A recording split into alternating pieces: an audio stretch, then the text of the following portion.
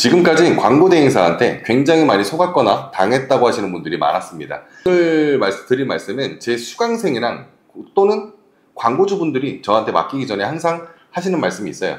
지금까지 광고 대행사한테 연락 와서 계약을 했는데 막상 전화가 안 된다거나 아니면은 광고비만 날렸던 경우가 너무 많았었다 라고들 많이 말씀을 하시거든요.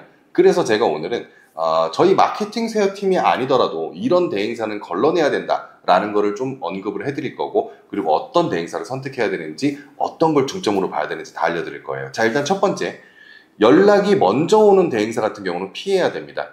이유는 이따 설명드릴게요. 두 번째예요. 연락이 와서 상담을 한번 해보니까 20대 아직 초짜 영업사원 같은 느낌이 들어요. 이 업체도 걸러야 합니다. 세 번째예요. 성과가 지금 안 좋은 상황인데 무작정 기다리라고만 하는 업체가 굉장히 많아요. 조금 더 기다려 보시죠. 다음 주에 한번 상황 지켜보시죠. 이런 사람들은 걸러야 됩니다. 이거는 메타를 잘 모르는 대행사예요. 그렇기 때문에 오늘 내용 잘 들으시면 분석 조치 노하우도 있어요. 자, 네 번째입니다. 성과를 떠나서 일단 다짜고짜 증액부터 요구하는 업체가 있어요. 그럼 이런 대행사도 걸러야 됩니다. 어떤 대행사를 피하고 예방은 어떻게 하고, 어떤 대행사를 컨택하고, 대행사가 안 좋은 경우에는 어떻게 조정을 해야 되는지도 알려드릴 거예요. 자, 오늘 영상 끝까지 보시면은 분석 조치 노하우까지도 제가 살짝 숨겨놓겠습니다. 안녕하세요. 마케팅 수요 이 과장입니다. 대행사는 사기꾼이다 라는 멘트 굉장히 많죠. 자, 저도 대행사다 보니까 뭐 할 말은 없어요. 그래서 오늘은 어떤 대행사를 컨택하고 어떻게 예방하고, 그리고 만약에 뭔가 잘 안 이루어진다면 어떻게 응대하고 어떻게 조치해야 되는지 제가 오늘 알려드릴 거예요. 대행사 느닷없이 계약 파기하기도 쉽지가 않잖아요. 그래서 오늘 제가 분석 조치 노하우까지 살짝 녹일 테니까 주의 깊게 잘 들어주셔야 됩니다. 자, 일단 네 가지 설명드렸죠. 제일 먼저 첫 번째예요. 영업전화가 먼저 왔다. 이런 대행사는 일단은 좀 부정적으로 보셔야 되기는 합니다. 저도 이 유튜브 채널을 운영하기 한 2년 전, 3년 전에는 한 브랜드사의 마케팅 팀장이었어요. 이거 부업으로 시작했거든요, 이 채널을. 근데 그때는 영업전화 오는 업체에 보면은 제가 어느 정도 판별을 해요. 너 이거 할 줄 아느냐? 우리 이 타깃을 하는데 이렇게 전략하는 게 어떻겠냐? 그러면은 스킬 부족한 업체들이 굉장히 많아요. 예를 들면 우리 특정 네이버 카페 회원 이거 타깃 잡고 싶은데 어떻게 그건 안 됩니다. 이런 사람도 많고요. 또는 전화번호만 알아도 그 사람 타깃을 잡을 수 있어요. 근데 이것 또한 모르고 있는 거예요. 자, 이렇게 스킬이 부족한 업체면 고객사가 찾아와 주진 않을 거예요. 그래서 고객사도 없기 때문에 영업전화를 돌리는 거겠죠. 돈 벌겠다고. 대행사도 밥벌이니까요. 그래서 저는 영업전화가 먼저 오는 곳은 웬만하면 걸렀습니다. 자, 두 번째입니다. 두 번째 같은 경우는 전화통화했을 때 이 사람이 나이가 좀 어려 보이는 거예요. 저는 이게 제일 심각하다고 봅니다. 예를 들면 나는 정말 지금 벼랑 끝에 서 있는 거예요. 내 사업 이거 망하면 내 인생도 망해. 진짜 목숨 걸고 열심히 하고 있는 거죠. 근데 내가 만약에 운영한다 그러면 정말 섬세하게 운영할 거예요. 근데 이거를 우리 회사 직원도 아니고 외주업체, 더군다나 경험 없는 20대한테 이걸 맡긴다? 저는 이거 절대로 있을 수 없다고 봅니다. 그렇기 때문에 20대가 솔직히 사회 경험 자체도 거의 없을 거고 그 광고 대행사가 거의 초반일 거예요. 그래서 어린 영업사원한테 연락이 왔다 그러면 그냥 100% 다 걸러주셔야 돼요. 경험이 없을 거예요. 저 같은 경우는 이 유튜브를 운영하기 위해서 용접도 해봤고 뭐 삼성, LG 총판 이쪽도 가봤고 뭐 별의 별일을 8개월씩 다니면서 다 퇴사하면서 모든 업종의 스킬을 다 학습을 했습니다. 이런 식으로 연령대가 어느 정도 있고 경험이 있어야지만 대표님들 또는 구독자분들의 사업에 한마디라도 조언할 자격이 있는 거예요. 그래서 저는 조언할 자격이 없는 사람의 영업전화는 받지 마시길 추천드리고 있습니다. 자, 세 번째예요. 성과가 안 좋은데 일단 다음 주, 다다음 주, 다음 달에 보시죠. 이렇게 기다리라고만 하는 대행사예요. 정말 큰 문제예요. 이렇게 말한다는 거는 메타가 뭔지도 모르고 세팅법만 하는 사람이에요. 자, 그러면 대행 맡길 필요가 없이 대표님들이 또는 구독자분들께서 직접 운영하시면 돼요. 대행사 맡기는 의미가 없어져 버리는 거예요. 메타는요, 네이버나 당근 이런 검색 결과 기반 광고와 다릅니다. 학습형 광고라는 거예요. 알려드리는 내용은 강의에 들어가는 내용이에요. 그래서 굳이 오픈을 할 필요는 없었지만 오픈할 거예요. 잘 기록해놔 주세요. 자, 지금 보고서 열어주세요. 메타 광고 보고서 열어주시고 예를 들어서 7월 1일날 광고 세팅을 했다고 가정하겠습니다. 1월 1일부터 1월 7일까지 로아스를 한번 봐주세요. 예를 들어서 한 300%라고 가정을 해볼게요. 그러고 나서 또 7월 1일부터 7월 말일까지 1개월 차의 평균 로아스를 봐주세요.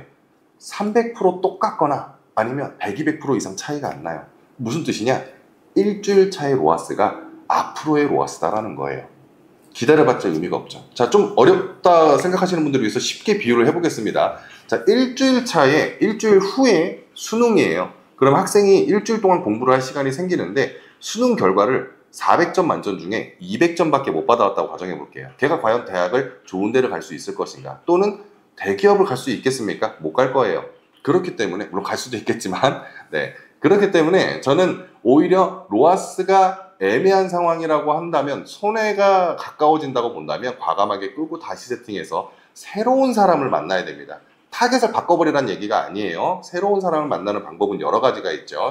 심지어 타겟이 똑같아도요. 그래서 이런 것처럼 일주일 차의 로아스가 앞으로의 로아스이기 때문에 성과가 안 좋다면 기다려봤자 변하질 않아요. 100% 찍었던 거 200% 찍었던 캠페인은 진짜로 예산을 엄청나게 투자해도 200% 이상 넘어갈 수가 없습니다. 그래서 분석 조치를 꼭 타이트하게 해주셔야만 메타 광고 성과를 올릴 수가 있어요. 이거를 모르는 대행사는 당연히 걸러야겠죠.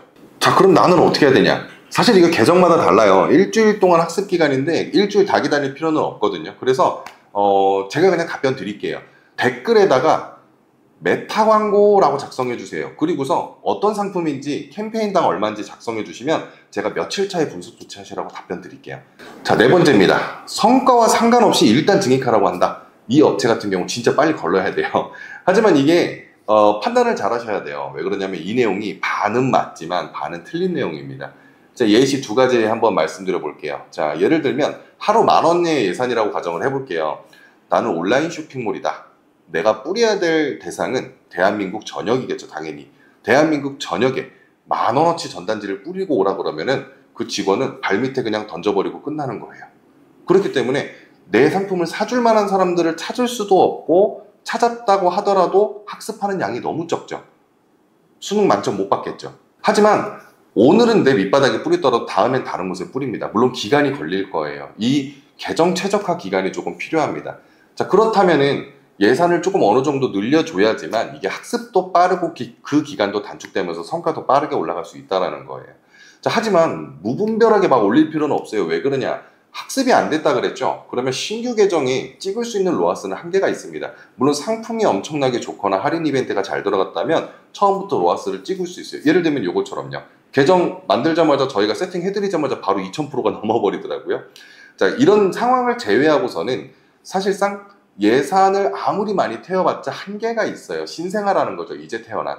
그렇기 때문에 과도하게 올리실 필요까지는 없습니다. 자, 지금까지는 어떤 대행사를 피해야 되고 어떻게 예방해야 되고 혹시라도 그런 상황이라면 어떻게 조치하고 오더를 내려야 될지 제가 오늘 말씀드렸는데 개인 강의에 거의 들어가는 내용이었어요. 그래서 꼭 메모해놔 주시면 좋겠고 저희 마케팅 세어 팀한테 의뢰를 안 주셔도 됩니다. 대행사를 맡기더라도 혹은 영업 전화가 왔다고 하면은 어린 사람이 아니다. 그러면은 몇 가지 많이 물어보세요. 그리고 포트폴리오 달라고 할 때 그 회사 직원들끼리 막 공유 가능한 이런 포트폴리오 말고 네가 진짜로 업체에 어떤 것을 맡았느냐, 어떤 거를 성공시켰느냐, 어떤 걸 실패했느냐 타이트하게 물어봐 주시는 게 좋아요.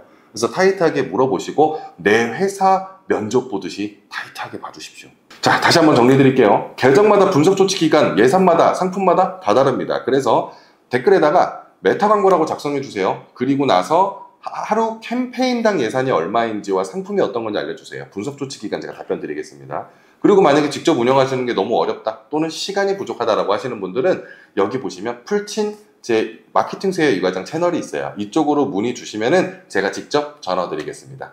감사합니다. 마케팅 세요 이과장이었습니다.